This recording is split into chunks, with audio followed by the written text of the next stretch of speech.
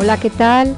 Estáis en la hora de Ana Falero, como todos los jueves a las 6 de la tarde, en riguroso directo, en la 95.4 de FM, en Radio 7 Valencia. Hoy tenemos en nuestra tertulia a dos invitados muy interesantes, como espero que les resulten al final de la tertulia. Alejandro Noguera, buenas tardes. Hola, buenas tardes. Y tenemos a Juan Ignacio Poveda. Buenas tardes, Juan Ignacio. Buenas tardes, Ana. Bueno, Alejandro es doctor en Historia Antigua, es arqueólogo, es filólogo, es museólogo, bueno, es además el director y propietario del Museo de Soldaditos de Plomo. Ya tenemos mucho de qué hablar de este museo. Y tengo a Juan Ignacio Poveda, que es periodista. Los últimos trabajos en los que ha colaborado ha sido en la coordinación de política internacional del Telediario, por ejemplo, coordinador del Eurodiario, en las actividades de la agencia EFE, como delegado de la agencia EFE en Melilla.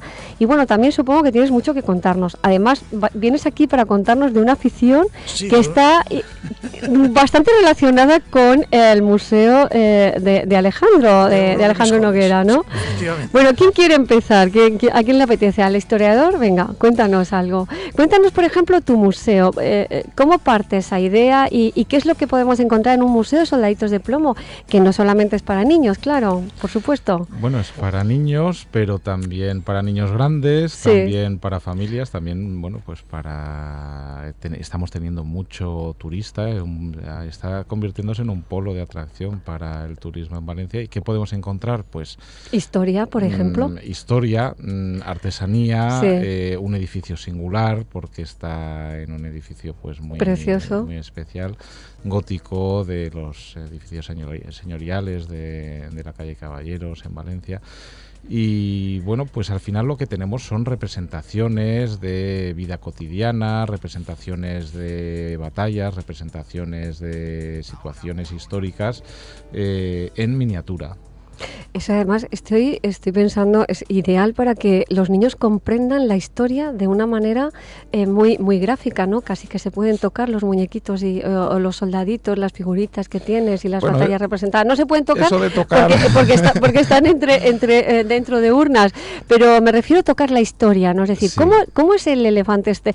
¿Cómo es que entró aquí Aníbal con su elefante? Hay un elefante que lo tengo esto clavado en la memoria ahí, todo tirado, ¿no?, en el suelo, que es una representación muy bonita. Claro, la idea es que estamos en una sociedad donde el audiovisual prima, y prima desgraciadamente el texto cada vez más, pues para transmitir la historia, para transmitir las ideas, para transmitir el conocimiento, está siendo relegado en muchas materias, y en particular en la historia, sobre el audiovisual. Y entonces nosotros, por ejemplo, para enseñar, has dicho Aníbal, por ejemplo, sí. Pues la historia de los cartagineses, la historia, pues mostramos una imagen y bueno, pues con una imagen y un pequeño texto, y con eso recuerdan mucho mejor, claro, y pueden aprender mejor. No se les va a olvidar. Bueno, Juan Ignacio Poveda, como eres periodista, lo que está él diciendo a la imagen lo tienes también vamos, es tu trabajo realmente, ¿no? Sí, efectivamente, la imagen. Es la sociedad de la imagen. Y todo va a través de la imagen. Sí. Evidentemente, lo que ha sido, por ejemplo, la prensa escrita, todo el mundo sabemos que está en declive. Internet, de alguna manera, también nos mete en una imagen, con lo cual, pues los medios de televisión, los medios audiovisuales son los que hoy en día, nadie discute, están en primera línea de fuego, ¿no? O sea, que lo de más vale una imagen que 1000 palabras, ¿a qué os parece a vosotros? Bueno, sin embargo, nosotros favorecemos mucho la literatura, sí. La literatura histórica. Y tenéis unos premios también, ¿no?, literarios, sí, en el museo. De hecho, acabamos de sacar las bases del 4º concurso de certamen de relato corto histórico, porque precisamente nos gusta que el texto, que la novela histórica, que el relato histórico sea algo que interesante, sea algo que perviva, que sea algo, claro, pero es decir, intentamos a través de la imagen y de la palabra enseñar historia. Y eso no es algo que deba desaparecer, pero hay que estar con los tiempos en los que estamos. Claro. Juan Ignacio Poveda, tienes una afición. Cuéntanos tu afición, a ver. Bueno, es juegos de guerra, a ver. Es uno de mis múltiples hobbies, ¿no? Eres un guerrero. ¿Tienes madera de guerrero, perdona? No, exactamente. ¿No? Me interesan más los temas por su aspecto histórico, porque muchos de las principales batallas de la humanidad son las que han cambiado de alguna manera la historia. Si nos referimos, por ejemplo, a esta Europa tan discutida, pues nadie duda, y sin embargo muchos ignoran, que por ejemplo la batalla de Waterloo, y yo creo que Alejandro estará de acuerdo, pues cambió lo que es Europa. El desembarco en Normandía cambió lo que es nuestra Europa actual, ¿no? Entonces es interesante también estudiar ese tipo de batallas, conflictos, por lo que han supuesto para la historia de la humanidad, ¿no? Claro. Y una de las fórmulas de hacerlo es a través del juego. Entonces existen en el mercado, principalmente en el mercado norteamericano, una serie de juegos que se llaman juegos de guerra o war games, en los que se representan distintas batallas y distintos conflictos de la historia de la humanidad. Esos juegos están muy bien hechos, están muy bien documentados, tienen muchos de ellos una amplia bibliografía, incluso los creadores se han trasladado a los puntos donde se produjo el conflicto o los combates, las batallas, de forma que son bastante serios, y es una manera muy divertida y muy entretenida también de adentrarse en la Claro, en la estás historia. viviendo lo que quizás vivían aquellos hombres. Sí, desde Alejandro el Magno pues, sí, hasta, digamos, las guerras más recientes, como podría ser, por ejemplo, la guerra de Vietnam. Una de ellas. Bueno, ¿y tú en ese juego quién eres? ¿El que manda? ¿El soldadito de primera línea? ¿O te cambias los papeles? Dices, no, pues ahora me toca... No, ¿cómo es esto? Normalmente, por ejemplo, si ponemos una batalla muy conocida, muy clásica, la batalla de Waterloo, que en realidad es la campaña de Waterloo, porque fueron cuatro batallas diferentes, que se libraron en 3 días, un día de combates, otro día que podíamos llamar de descanso, y el tercer y definitivo combate final en junio de 1815, pues tú puedes adoptar o quedarte a cargo, por así decirlo, de uno de los ejércitos, o bien el ejército prusiano, o bien el ejército francés, o bien los aliados, los ingleses, Wellington, por ejemplo, y sus aliados holandeses, etcétera. Y entonces, bueno, pues desarrollas la batalla sobre un escenario, que suele ser unos mapas a escala, a veces a una escala muy grande, porque podemos tener, por ejemplo, que 1 centímetro equivale a 100 metros, con lo cual un escenario puede ocupar una habitación entera. Bueno, y me surgió la pregunta, ¿dónde están esos escenarios? ¿En casas particulares o reunís en un sitio concreto? Sí, ¿os podéis reunir en el Museo Soldaditos de Plomo? Se me está ocurriendo. En Valencia, me comentaba Alejandro, porque yo estoy recién llegado un poco a Valencia, existe un club, también los hay, por ejemplo, en Madrid, donde se reúnen amigos, etcétera, aficionados a jugar a este tipo de conflictos. Y también se puede jugar en tu propia casa, porque también muchos de estos juegos optan por la posibilidad del juego en solitario, de forma que el contrario, por así decirlo, se mueve aleatoriamente, claro, pero siempre con un bagaje histórico importante detrás. ¿Y seguís la historia? ¿No tenéis la tentación? Como me decía Alejandro Noguera de las ucronías, que luego nos explica si te parece oportuno o algún detalle o alguna anécdota, de cambiar la historia. Bueno, de hecho puedes cambiarla, pero bueno, claro, puedes cambiarla, pero quieres decir, oye, voy a cambiar esto que me apetece. Sí, puedes cambiar el curso de una batalla. Entonces, claro, hay dos preguntas, por seguir citando un poco personajes muy conocidos, ¿no? Es decir, ¿qué hubiese pasado si Napoleón hubiese ganado la batalla de Waterloo en Europa? ¿Cómo sería Europa ahora? ¿Qué habría pasado si Hitler hubiese ganado la Segunda Guerra Mundial? ¿Cómo sería Europa? Entonces, claro, eso no lo puedes saber. Lo que tú sí puedes saber o puedes hacer con ese juego es obtener la victoria contraria, ¿no? Claro, eso sí, chinchar un poco. Pero luego las consecuencias, eso ya son imposibles. No, bueno, pues las consecuencias para un doctor en historia antigua, pues, ¿qué opinas? Serían gravísimas, ¿no? Claro, bueno, cambiar la historia. Tú también habrás tenido a lo mejor algunas veces tentación de escribir la historia de una manera más positiva, ¿o no? Bueno, para eso creo que está la literatura. El historiador Sí. lo que se debe es de ser riguroso Claro. y estudiar la historia con todo el rigor, pero la literatura, y para eso, bueno, pues están las ucronías, que son esas novelas donde uno se puede imaginar qué pasaría. Por ejemplo, Sí. mi amigo Javier Negrete escribió, novelista, si Alejandro Magno se hubiese vuelto contra Roma y hubiese luchado contra ellos. Claro. Entonces, pues quizá hubiese aniquilado Roma y no hubiese habido imperio romano. Entonces, Claro. eso es interesante como especulaciones históricas. Como pasar el rato, vaya. Sí. Oye, Alejandro, y ahora me surge una curiosidad. Vosotros los historiadores, hay quizás una leyenda negra con los historiadores que hacen la historia ganadora, ¿no? De los que ganan, ¿no? Que cambian un poquito la historia o la maquillan. ¿Eso es cierto o qué opinas? Bueno, el problema es que a nosotros nos llega, los historiadores actuales trabajamos con fuentes que son. Pero esas fuentes, si están historias... manipuladas, ¿qué ocurre? ¿O no? ¿O cómo te das cuenta que eso está manipulado? Claro, sería un trabajo de investigación grandísimo, ¿no? Claro, ahí está la crítica. El problema es que muchas veces te llega solo la historia de los que han ganado. Claro, pues ahí era mi pregunta. Y ahí está el problema, que ¿cómo haces para saber? Bueno, tienes que investigar, preguntar a los que han perdido, ¿no? Que claro. También tendrán su versión, por cierto. Claro, pero cuando escribes sobre historia de Alejandro Magno, como claro, es mi caso, ¿cómo vas a preguntar? Nada, tienes que hacer un juego, tienes que jugar como Juan Ignacio y ir a tu bola y cambiar la historia si quieres o cómo. Sí, ¿no?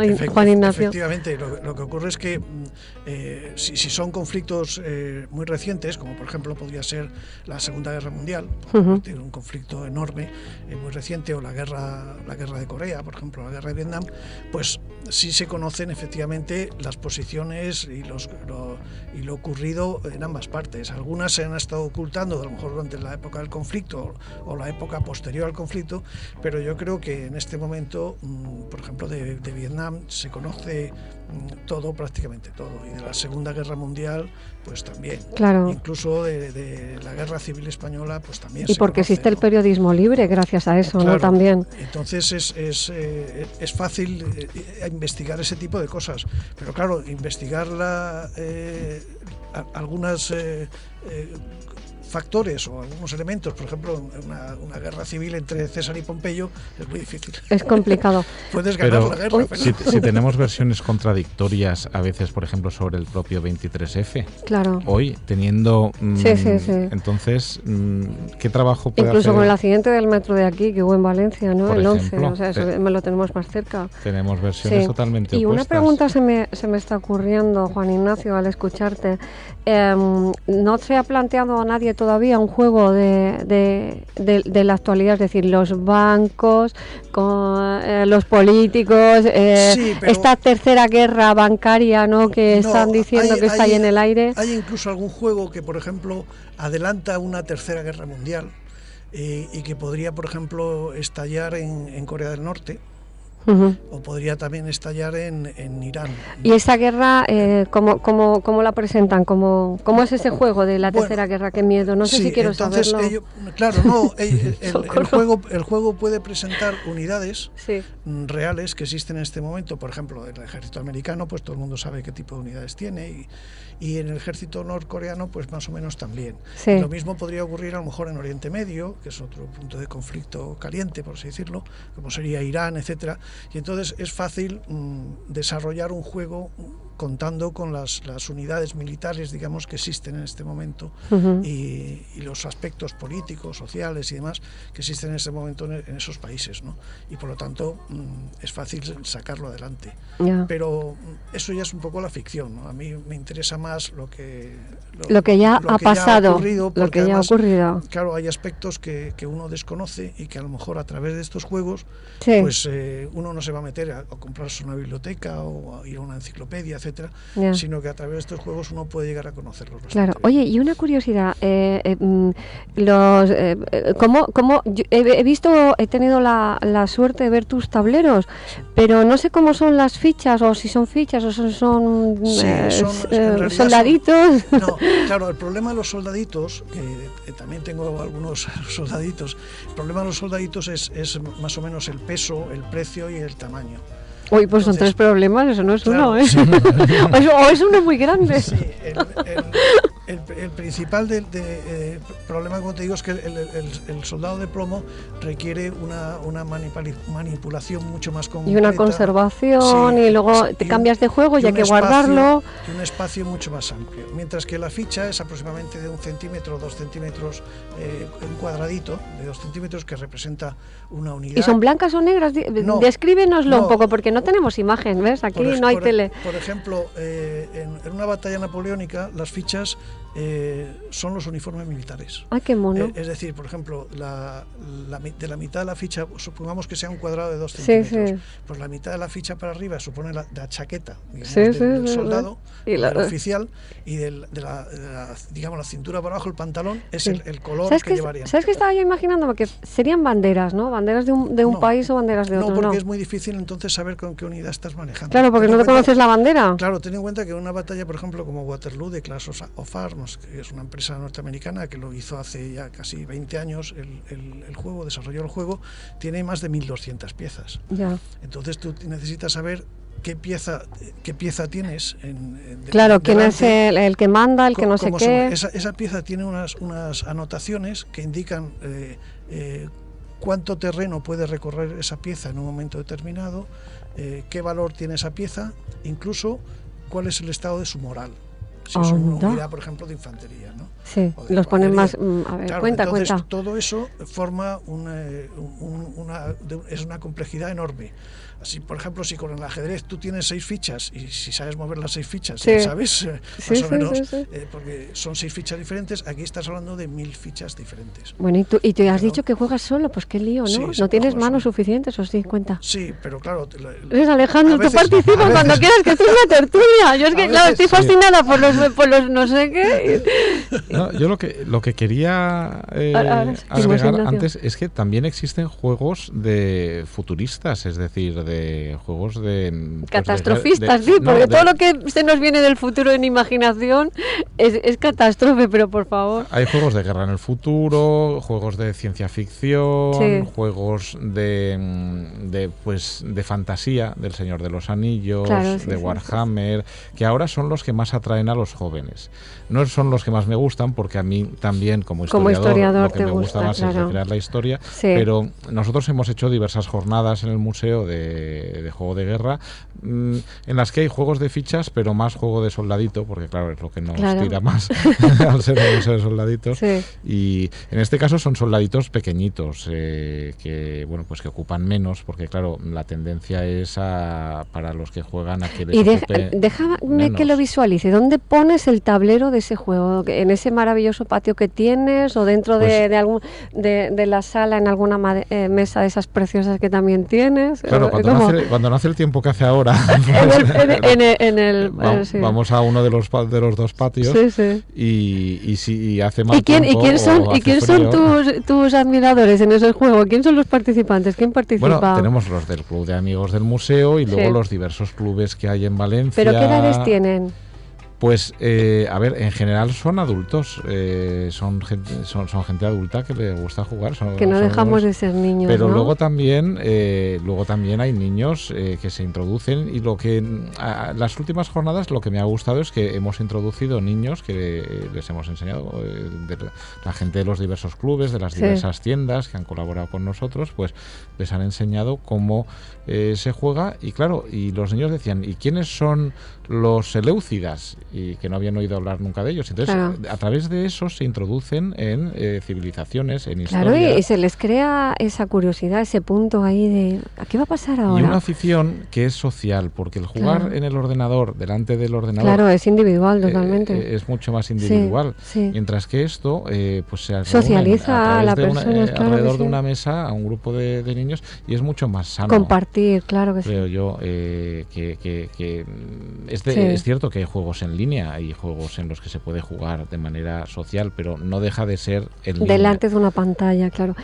Juan Ignacio, ¿tú te imaginas alguno de los juegos que tú practicas con, como ha dicho Alejandro, yo lo veo más complicado, ¿no? Para no, que... porque sí. dentro digamos, de los Wargames hay digamos, dos grandes categorías, ¿no? Uno que sería el juego, digamos, táctico, en el cual la escala es muy grande. Por ejemplo, 1 centímetro equivale a lo mejor a unos 100 metros aproximadamente, con lo cual el número de fichas es muy grande. Y luego tienes otro tipo de juego más simple, en el cual manejas... Una ficha son 10 soldados, por ejemplo. Pero claro, lo divertido que podría ser incluso para un chaval es decirle que va a manejar una legión romana. Claro, a mí también me encantaría, claro, perdona. Claro, entonces le vamos a dar... una legión romana con 10 cohortes, con 30 manípulos y con 60 centurias, ¿no? Entonces él va y luego va a tener un tribuno a su ¿Y contra quién juega? Legado, ¿contra quién ataca? Entonces, pues la legión romana va a luchar, por ejemplo, contra Aníbal en una guerra púnica. Bueno, ¿no? Qué choque. Claro, entonces, claro, si a un chaval o a una persona, incluso a un adulto, le dices que va a manejar una legión romana y que tiene que saber cómo se maneja esa legión romana, que en los tiempos, digamos, de las guerras púnicas, y si me equivoco me corrija Alejandro, pues estaba formada por los Berites, los Astatis, los Triari, los príncipes, etcétera, y cada uno tenía un valor y tenía una fuerza y una función dentro de la legión, más las tropas auxiliares. Y la gente que les seguía a ellos también, claro, tenían su propia gente. Tenías los jabalinistas españoles de España, por ejemplo, los honderos de Mallorca, de Baleares. Y todos estos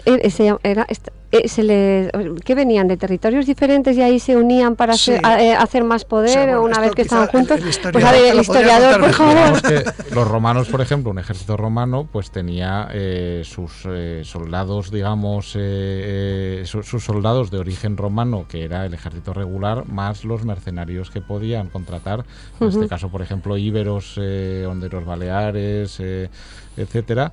Y bueno, mientras que en el caso de los púnicos, en el caso de los cartagineses, eran mucho más mercenarios, porque era un pueblo mucho más mercader que le gustaba. Y entonces, claro, solo por saber cómo está compuesto el ejército ya estás aprendiendo sobre una civilización y sobre la historia de un pueblo. Y la estrategia, que igual... luego la estrategia. Por ejemplo, en muchos cursos de estrategia aplicada en los negocios, se usa el wargame y se ha usado para aprender. Me lo comentaba Juan Ignacio esto. Sí, pero sigue, por favor. Porque, claro, si tú aprendes cómo manejar un ejército en un tablero, estás aprendiendo cómo aplicar lecciones de táctica y lecciones de estrategia, y eso sirve en la vida real a muchos niveles. Yo hice un curso de estrategia aplicada a los deportes en el IBEF, aquí en Valencia.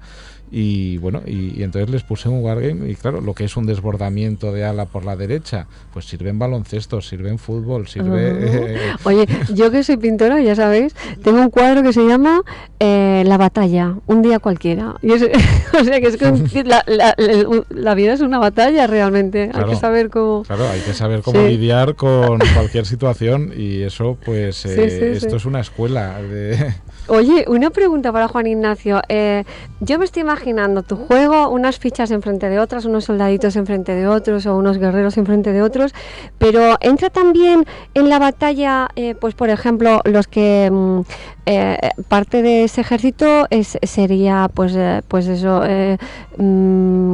a lo mejor algún infiltrado. ¿Entra ese tipo de situaciones? ¿O cómo han robado la comida? ¿O eso no entra? ¿Cómo robarles la comida? ¿Cómo robarles la munición? ¿No? Eso es soldadito contra soldadito, o no sé qué contra no sé qué. Hay unos elementos imprevisibles que son de azar, digamos. Entonces, normalmente eso se resuelve a través de cartas o a través de una carta que extraes, y entonces te dice que una situación... Ah, claro, porque eso que tenéis un turno a cada uno, claro, ¿no? Ahora yo juego y te mato a ti, y luego te toca matarme a mí. Antes de ese turno, tú tienes que conocer perfectamente primero las fuerzas que estás mandando, y después si tienes oficiales capaces de mandar esas fuerzas, y cuál es la capacidad de esos oficiales, o si hay un oficial superior que te indica otra cosa. ¿Y eso quién lo valora? ¿O eso esa eso suerte... forma parte dentro del juego. Entonces se valora, en algunos casos se valora, por ejemplo, a través de un dado, que puede tener a lo mejor un dado de 10 caras o 2 de 10 caras, que en cuyo caso son 100 posibilidades, sí. o bien, por ejemplo, una carta.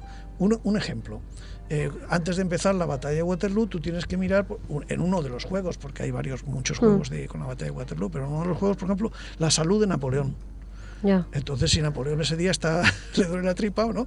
Entonces, que lo estaba. Sí, tenía muchos problemas. Claro, sí, entonces, tú lanzas un dado y según el resultado de ese dado, pues Napoleón está más o menos pachucho, con lo cual la batalla empieza más tarde. Si la batalla empieza más tarde, el enemigo en ese sentido tiene un poquito más de posibilidades. Otro, por ejemplo, otra cuestión de azar, pues por ejemplo, el clima. Tú no sabes, por ejemplo, en la misma, vamos, por poner la misma batalla, la batalla de Waterloo, o la batalla de Mont-Saint-Jean, que fue en realidad, ¿no?, la última batalla de las 4.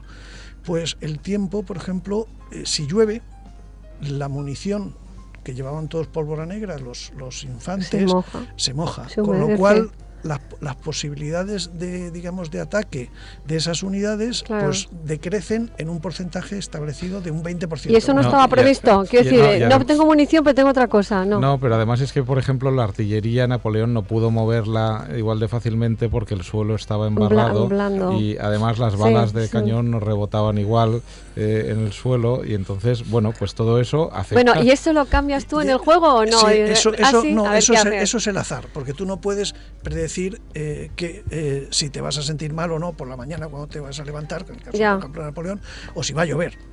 Entonces, esa parte del juego queda un poco al azar. Ajá. Y esa es la parte, digamos, inesperada, imprevista que tiene. ¿Y eso son cartas? O sea, el juego consiste en que os repartís el tablero, y luego además hay unas cartas que te condicionan tu posición y te repartes las fichas de las que dispones. Tú, por ejemplo, vas a manejar el ejército francés y con Napoleón al frente, y el contrincante va a manejar a Wellington. Es mucho más complejo que eso, porque si en realidad si estás hablando que yo voy a manejar 600 piezas, pues naturalmente están todos los generales de Napoleón, están los correos, pero bueno, los estoy mensajeros. Emocionada, ¿eh? Entonces, claro, es enorme. Entonces, solamente aprenderte, puedes tardar días y días y días en aprender cómo se forman o cómo estaban formadas. ¿Esa batalla cuántos días duró en la realidad? Duró 3 días. ¿Y a ti cuánto te dura la...? Pues puede durar, que estoy imaginándome 3 meses. Sí, no, 2 días puede durar. Ah, sí, bueno. Ahora, por ejemplo, en juegos de figuras, nosotros en el museo hemos recreado Waterloo, y bueno, ahora se hacen reglas mucho más jugables, digamos, más fáciles.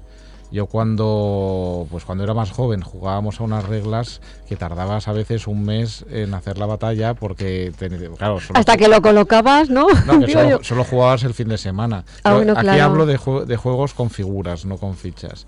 Pero claro, solo jugabas los fines de semana, pero bueno, tardabas un mes. Ahora se ha privilegiado en las reglas unas reglas más fáciles, menos históricas quizá, pero bueno, para que la gente pueda hacer quizá pues eso, una batalla en 2 horas, algo que permita que sea más fluido el juego y más rápido. Entonces lo que se hace a veces es eso, se pone un cartón para que tú pongas tu ejército sin que el otro lo vea, y cada uno pone su ejército detrás del cartón, lo dispone, se levanta el cartón y así ya ves. Y la guerra. Y a partir de ahí arrearse. Yo me voy a poner a jugar con vosotros, que me estáis emocionando. Oye, Juan Ignacio, además de que eres escritor y eres profesor en la universidad, has sido guionista, director y realizador de programas documentales para Nodo. A mí, por favor, explícame cómo era el Nodo cuando tú estabas ahí, que tengo mucha curiosidad. A mí, en realidad... Por lo que hablábamos de la historia manipulada o no. ¿Se manipulaba la historia en el Nodo o no? Sí y no. Vaya por Dios. Vamos a ver. Vamos a aclarar eso. Sí, vamos a aclararlo. Es decir, el Nodo como tal empieza en 1943, empiezan los primeros nodos, ¿no? Entonces, parte del material de Nodo venía de agencias, por ejemplo, como AUFA, o empresas como la AUFA alemana, que te facilitaban material y otras como Francia, etcétera, de modas y cosas estas. Y el resto es lo que se rodaba en España. Lógicamente, lo que se rodaba en España era principalmente o primordialmente, y por los equipos que había allí en Nodo, de camarógrafos y demás, pues lo que hacía Franco, donde iba, lo que hacía y tal, lo que hacía, es que era el más popular. Sus ministros. No, era simplemente lo que había o lo que se podía filmar. Pero por ejemplo, si vas a Nodo, pues ahí puedes encontrar también pues las inundaciones en Valencia, por ejemplo. Entonces se rodaba un poco lo que pasaba, y a nivel oficial lo que pasaba oficialmente en ese momento allí. Claro, la oposición en ese momento, en el año 43, no existía. Entonces, ¿qué ibas a rodar de la oposición? O sea, no. Entonces, además, si contabas con que a lo mejor tenías yo no hablaba de cámaras, pues rodaban lo que tenían tal. Entonces, poco a poco, lo que pasa es que, claro, al año 43, al 44, 45, que termina también la Segunda Guerra Mundial, España va cambiando un poco su estilo, se va aproximando a los aliados, y entonces el Nodo varía. Hasta los años 60, que prácticamente la televisión española se come lo que producía Nodo, y además a lo mejor a unos precios más económicos. Por ejemplo, Nodo rodaba en 35 milímetros, que es muy caro. Es como se ruedan las películas, bueno, ahora está el cine digital también. Mientras que Televisión Española, lo que era fuera del estudio, se rodaba todo en cámaras de 16 milímetros. Yo, de hecho, iba para director de cine, y lo que me ocurrió fue que me cerraron la escuela de cine. Y entonces, por seguir con cine, estuve haciendo cine publicitario, que no me convenció, en los estudios Moro y en Movia Record. Y por seguir haciendo cine, me metí en televisión, porque todo se hacía en cine, en 16 milímetros. Menos lo que era solamente lo de estudio, las cámaras de estudio. Más adelante, ya en los años 70, se incorporaron las cámaras NG, las cámaras autónomas de vídeo, y el 16 milímetros prácticamente desapareció. Pero entonces lo que te interesaba era el rodar lo que había de actualidad nacional. Televisión Española también contaba con muchísimos más medios que los que tenía, por ejemplo, Nodo, y se rodaba además mucho más barato, por material más barato. Y por esa razón Nodo poco a poco fue ya quedándose en documentales muy largos, genéricos, monográficos, etcétera, ¿no? Pero eso es un poco la ¿Nodo? ¿De dónde viene Nodo? Noticiarios documentales. Ay, qué curiosidad, ¿no? Oye, Alejandro Noguera, arqueólogo. Me encantaría ser arqueóloga, ¿no? Descubrir ahí. Bueno, ¿te has encontrado algún tesoro? Sí, encontré. Cuéntame, por favor. Nosotros, la Fundación Libertad 7, que es la que gestiona el museo, tiene una excavación arqueológica en la República de Macedonia, que es esa pequeña república que hay al norte de Grecia, al este de Albania, que es como Murcia de tamaño, y que es de los países más pobres de Europa, y Albania, y allí tenemos una excavación en colaboración con Polonia, con la Universidad de Gdansk, y allí encontramos un tesorillo de 196 monedas. Caramba. De las cuales la mayoría son de bronce, pero hay muchas de plata y muchas de oro. ¿Y de qué época estamos hablando? Eso es lo más curioso, que van desde la época del bisabuelo de Alejandro Magno hasta la época de Justiniano. Es decir, abarca una época de 9 siglos. Caramba. Y eso es rarísimo. Pues sería de un coleccionista. Claro, sería de otro Alejandro Noguera. Así la hemos llamado.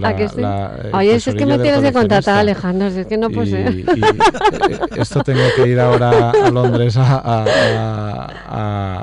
contarlo a la Royal Numismatic Society, y lo estoy... Por cierto, ¿cómo va el museo que vais a montar en Londres? ¿Cómo va? Es una idea. Es un proyecto. Estoy buscando financiación. Bien, pero... pues de fuera de España, que seguro. Igual los rusos, los chinos. También estoy en ello también. Que pasa es que, claro, me han dicho, ¿tienes Stalingrado? Y digo, no tengo Stalingrado, pero tengo la batalla de Kursk, que también... No tienes Stalingrado, pero se hace. Oye, por favor. Estamos en ello. Pero también los chinos, pues tengo que buscar una batalla que... Hombre, pues las batallas con los chinos tienen que ser para morirse, ¿eh? Sí. sí. Los chinos contra los japoneses. Sí, lo que pasa es que, claro, todos quieren una batalla donde han arreado a sus enemigos. Bueno, pero tú te dejas querer y la haces. Tú haces lo que te pidan y ya está, no pasa nada. Que eso tiene que ser muy bonito también, y es historia, ¿no? Sí, además aprendes mucho porque, claro, tienes que buscar y hay cosas que no son tan conocidas. Porque, claro, no puedes poner a los chinos nacionalistas, porque tienes que poner a los chinos comunistas, porque, claro. No. Pues si no existían, a lo mejor en las... Bueno, claro, en las batallas actuales sí, pero no en las anteriores. Me he enterado hace poco sí, cuéntame. Pues hay la batalla de Guanxi, que es una batalla en la cual... ¿De qué año estamos hablando? Esto año es europeo, año, no chino. 43, si recuerdo bien. Yo me refería a batallas anteriores, ¿no? Que son las más chulas, las de las dagas y todo eso, porque... tiene que ser comunistas. Ya, o sea, claro, antes imposible nada. Si no existe la historia. Antes no había historia. No existía. Digamos que tienes que buscar algo lo bastante reciente atractivo. Como para que les... Bueno, pues Alejandro, a por ello. Y si no, ya sabes que Juan Ignacio yo creo que también se apunta. Sí. No, es y yo para contarlo. Aprendes mucho. Lo bueno de lo mío es que cada año, por ejemplo, ahora tenemos la exposición de los zulúes, pues ahora me sé los regimientos zulúes que no veas los que tendrán unos nombres facilísimos, Zuzuzuz y tata. Entonces cada año me aprendo una época y me aprendo, yo antes era muy especializado de lo de Alejandro Magno y ahora pues cada año me tengo que aprender pues una época, una... Oye, por cierto, estás especializado en Alejandro Magno, es verdad, no me acordaba, pero ¿tiene algo que ver, por ejemplo, Alejandro Magno con algún otro conquistador, con algún otro líder o no? ¿Qué encontráis en común? Y es una pregunta para los dos, en estos líderes de las grandísimas batallas, de las grandísimas conquistas. ¿Tienen algo en común? Bueno, aparte de querer ganar, claro, y querer ocupar otros territorios, pero su personalidad. Tienen que tener mucho en común, ¿no? ¿O qué? Yo los veo muy diferentes, ¿sabes? ¿Sí? En Cuéntame, el fondo. Por ejemplo, ¿entre quién y quién? Alejandro Magno, a ver, quizá el más Alejandro Magno con Julio César, por ejemplo, no se parece nada. Ni con Aníbal. ¿Cómo es Alejandro Magno? ¿Cómo es Julio César? ¿Cómo es Aníbal? Si te apetece contarnos, Alejandro Magno, por ejemplo. Sale a conquistar, al principio yo creo que no va a conquistar un imperio. Lo que pasa es que va y se da cuenta de que se encuentra con un imperio con pies de barro y bueno, y entonces lo conquista. Y entonces a partir de un momento dado sí que se endiosa, sí que llega, sí que se le sube a la cabeza. Y entonces lo que pasa es que Alejandro Magno también quiere hacer un mestizaje entre las poblaciones persas y las poblaciones egipcias y las poblaciones europeas, que es algo que es absolutamente inaudito, incluso para su maestro Aristóteles. Algo nunca visto, algo que no se le plantea a César, no se le plantea a Aníbal, algo que no tiene nada que ver. Quizá a nivel organizativo al que se le parece más es Napoleón. Porque son dos conquistadores que sí que se plantean una organización de su imperio, una organización social, una organización cívica, una organización... lo que es que Napoleón sí que tendrá tiempo porque confiará más y delegará más en terceros para esas cosas que Alejandro Magno. Y el otro se nos ha quedado uno por ahí, ¿no? ¿Quién era? No, era César. La diferencia también que puedes notar así a bote pronto es que Alejandro, yo creo que nuestro amigo Alejandro está de acuerdo, tuvo el imperio más grande de la historia, yo creo, ¿no? Entonces, una superficie, digamos, tan enorme con esa cantidad de pueblos, en aquella época, pues también era más o menos... ingobernable y muy difícil, ¿no? Y por ellos que a su fallecimiento los sucesores, digamos, fueron los que se enfrentaron unos con otros y más, ¿no? La Europa napoleónica era también más homogénea. Estamos hablando de europeos del siglo ya estábamos unidos, claro, ya éramos europeos. Éramos europeos, ¿no? Claro. Entonces es distinto. Roma, con Julio César y tal, también es diferente porque él se planteaba lo que era el imperio de puertas para adentro y el imperio de puertas hacia afuera. Podía ser, por ejemplo, la Galia. Pero quizá, a ver, lo de Alejandro Magno era ingobernable salvo si se apoyaba en las élites locales. Y eso es lo que él intentó hacer. Sí. Y quizá habría sido... lo hubiese podido mantener si él hubiese sobrevivido. El problema es que murió muy joven. Sí. Si se hubiese mantenido más tiempo, pues probablemente... Claro, tenía ya una idea de globalizar. Sí, claro, es una idea de era globalización, muy precursor. Sí, muy avanzada para su época. Y en cuanto a Napoleón, claro, el error es ir a Rusia. Porque con el frío, ahí sí que el clima, ¿no? Que nos contabas. El clima es muy importante. Y que ellos sí que eran diferentes. Claro. Los rusos se han europeizado progresivamente, pero ahí aún estaban bastante salvajes. Y de todas maneras, bueno, siempre ha sido un error ir a conquistar Rusia. No, que se queden los rusos con los rusos, que te pongan ahí el museo. No, pero Hitler también se fue a conquistar Rusia. Y pasó lo mismo que con Napoleón. Oye, una pregunta para los dos. ¿Creéis que hay algún líder vivo ahora mundial? ¿Hay alguien que tenga esta personalidad de la gente que estamos hablando, de estos líderes con los que tú juegas, a los que tú has estudiado? ¿Hay alguien que tenga ese carisma, esa forma, esa personalidad de llevar al mundo a algún sitio, aunque sea, yo qué sé, es que ahora estamos como a la deriva, ¿no? Yo creo que no. No, ¿verdad? Yo creo que no. ¿Y ha habido en estos últimos años alguien, quizás? No. Para mí el último fue un líder pacífico, que fue Gandhi. Es decir, no fue un líder... es que, desgraciadamente, el carisma tiende a perderse, y hoy en día, además, los ojos del medio de comunicación son despiadados. Y es muy difícil. Claro, el carisma se puede mantener cuando tú estás menos escrutado por el ojo del medio de comunicación. Hoy en día yo creo que es muy difícil poder salir. No solo un carisma estético, sino esa personalidad que dice, yo llevo y saco, por ejemplo, de este hoyo en el que estamos metidos a las personas. ¿Vosotros creéis que no hay nadie? Estamos absolutamente desprotegidos. Puede haberlo a nivel nacional, y lo hubo a nivel nacional en nuestra época reciente. Podría citarte algunos nombres con sus pros y sus contras. Por ejemplo, De Gaulle en Francia fue evidentemente un líder. Adenauer en Alemania fue también un líder. Y Margaret Thatcher, también con sus críticas y su oposición en el Reino Unido, también fue lo que se podía denominar un líder. Y te has ido muy lejos. España no tiene tenido nunca ningún líder. No, que merezca tu... Yo creo que tuvo un liderazgo durante 40 años, que fueron los años de Franco, con los pros y los contras, donde una gran mayoría del país estaba a favor suyo, pero también con una posición muy fuerte, pero no ha habido más líderes como tal. Y si tú ahora, por ejemplo, y eso a veces resulta dramático, y tú preguntas así públicamente, ¿cuál es el personaje? Fíjate que estoy hablando de personaje. El personaje histórico más conocido del siglo XX, la respuesta es Hitler. Uh-huh. Para mal, pero, sí, no, sí. Pero es el más conocido. Uh-huh. Y entonces... Es decir, ese tipo de liderazgo, como tuvo Hitler también, para un final catastrófico, ¿no? Y menos mal que hubo un final. Claro, hubiera sido peor, ¿no? Bien, pero sí que fue. Pero lo consideras. Ten en cuenta que, por ejemplo, a Napoleón Bonaparte, el nombre que recibía en Europa era el monstruo. Uh-huh. En su época. Sin embargo, tú dile ahora a los franceses, por ejemplo, no son comparables, evidentemente, pero tú dile a los franceses, por ejemplo, que no amen o respeten a Napoleón y lo que hizo Napoleón por Francia. O sea, yeah. No.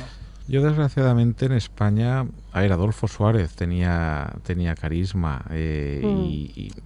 y gracias y sin embargo es un personaje tremendamente controvertido, pero consiguió hacer una transición sobre un hilo, vamos, muy fino, sí. Pero vamos, no veo grandes líderes, y bueno, y a nivel...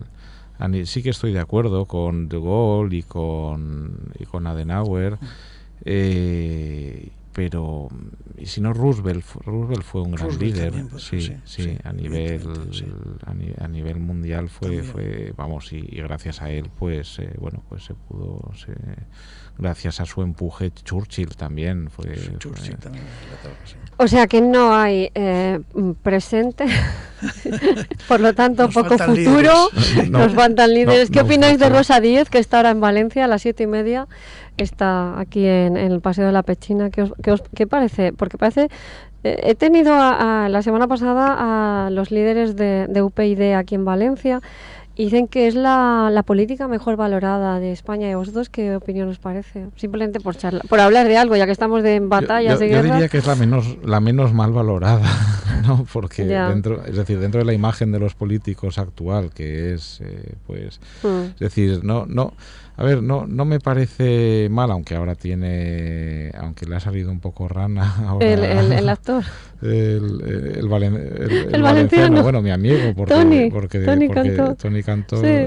yo juego al rugby con él Sí. en mi juventud, pero bueno, sí, es decir, cuando hay un vacío político, pues Cualquier cosa vale. toda alternativa nueva pues es alternativa. Sí. Qué deprimente.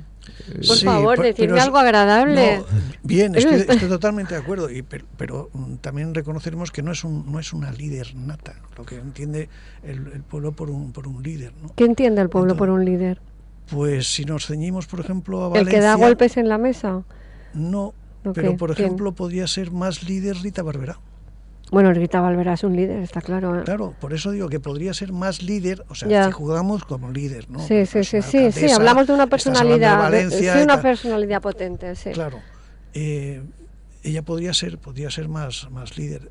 Esperanza Aguirre, por ejemplo, en Madrid, es más líder que estos otros nombres que hemos citado. Para bien o para mal, no son a lo mejor los Churchill o los de Gaulle y todos estos que hemos comentado antes, ¿no? Pero son más líderes. Y entonces yo creo que ¿qué le falta a un político para ser líder? ¿Qué es lo que tiene que tener un líder? La pregunta a la inversa. ¿Qué cualidades, si no muchas, tiene que tener un líder? A mí lo que me preocupa es que salga alguien con las cualidades, pero sin la ética. Es decir, cuando salió Hitler, salió en una situación muy parecida a la que tenemos. Era El Salvador, realmente. Claro, y lo eligieron democráticamente. Por mayoría aplastante, además. Primero no, y luego sí. Es decir, que en el fondo una profunda crisis económica y social lo que puede provocar es que una persona populista, pero con cierto carisma y que sepa hablar, pueda subir al poder y luego revelarse una persona muy peligrosa. Y entonces los líderes con carisma, pues en el fondo me dan miedo en una situación como la que estamos. Entonces, ¿en qué nos quedamos? ¿En esto? No, yo simplemente pienso que sería mejor una democracia en la que no hubiese un líder, digamos, de estos destacados, que fuese un poco casi lo que es la democracia, etcétera, lo que es la democracia, pero que hubiese un control muchísimo más férreo de los partidos políticos. Porque yo creo que el problema que ha habido en España, y algunos han exagerado y han dicho que, por ejemplo, hemos pasado de la dictadura de Franco, o sea, la dictadura de un individuo, a la dictadura de los partidos políticos. Con lo cual, no porque haya partidos políticos estamos en una democracia, podemos estar en lo que se entiende constitucionalmente como una partitocracia. Y eso es casi tan malo como o puede ser tan malo como una dictadura, ¿no? Entonces yo creo que ese control, digamos, democrático, de que la gente tenga un sentido y un control sobre sus elegidos, en este caso su partido político, es lo que podría darnos la solución al final, ¿no? Bueno, vamos a mirar, que nos están haciendo una foto y tenemos 10 minutos para irnos, para que esta foto, luego las personas que nos estáis escuchando en la hora de Ana Falero, nos podéis ver en Twitter solamente foto porque no estamos haciendo vídeo y nos podéis escuchar y perdona, Juan Ignacio, que te he interrumpido, esto tan interesante y tan deprimente que estabas contando. Qué horror, no hay esperanza, no tenemos esperanza para el presente ni futuro. Sí que la hay, o sea, yo creo que lo que pasa es que los españoles nos tenemos que ser muy responsables a la hora de elegir a las personas y que los partidos pero esa responsabilidad tiene que estar apoyada por el conocimiento, si no los conocemos. Claro. Es que vamos a ver, claro. ¿Qué puede hacer el pobre la gente que está en la patria? Primero es ver si se consigue el que haya un castigo mucho más ejemplar de la corrupción. Y eso es no solo a nivel de las leyes, sino a nivel de su aplicación. Claro. Porque desgraciadamente lo que estamos viendo es que pueden existir unas leyes, pero después no las cumplen para todos. Las leyes a nivel están fiscales, a nivel no se aplica. Y que bueno, pues eso, que hay una partitocracia en algunos sentidos o un bipartidismo quizá que bueno, pues que está ahogando esa democracia, que creo que bueno que es el menos malo de los sistemas. Hombre, claro. Y que es el sistema que bueno, pues que bien gestionado es el sistema que debemos claro. Con el que vamos con el que debemos tener nuestra vida, nuestro futuro, en fin. Y el problema es que no estamos que se ha pervertido el sistema y entonces hay un corporativismo a nivel de que se protegen los políticos, se protegen el poder judicial, se protege el poder ejecutivo, el poder legislativo, el poder judicial. No hay una separación. Verdadera separación de poderes. Sí. Entonces, bueno, el problema es que los que tienen que aplicar esas nuevas están politizados. Bueno, son los políticos son los que están gobernando, claro. Entonces, solo a través del voto se puede romper eso.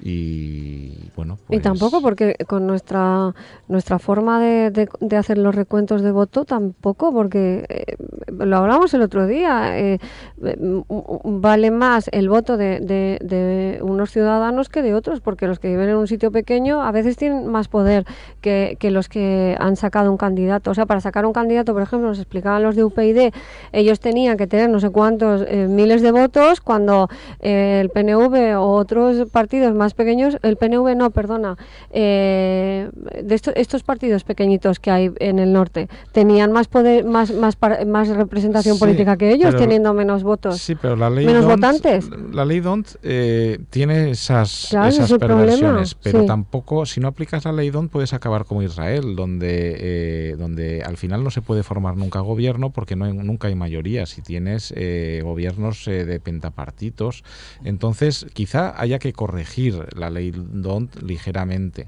y que para tener representación parlamentaria no haya que tener un 5%, haya que tener un 4, un 3, un 2.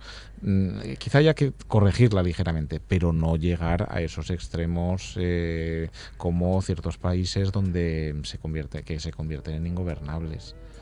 Claro, pero hombre, aquí ponían el ejemplo alemán. ¿A vosotros qué os parece de recuento de votos?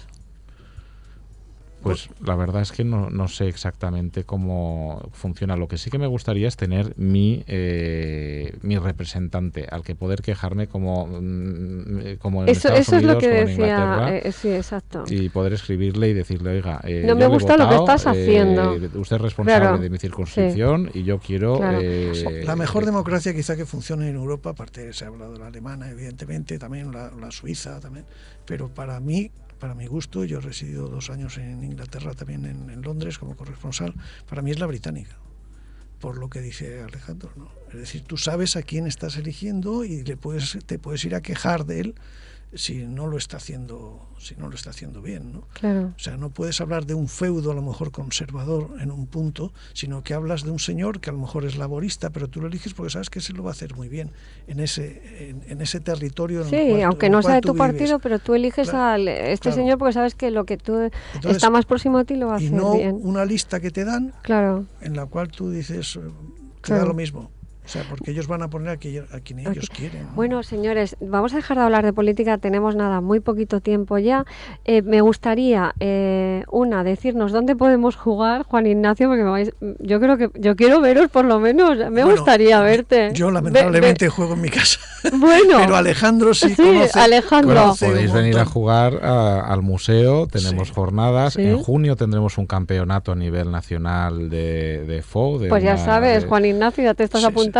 Y además a través de nosotros pues podemos poner en contacto con los diversos clubes y con los diversos lugares donde se puede jugar, o sea que en nuestra página web, que es www.museoliber.org.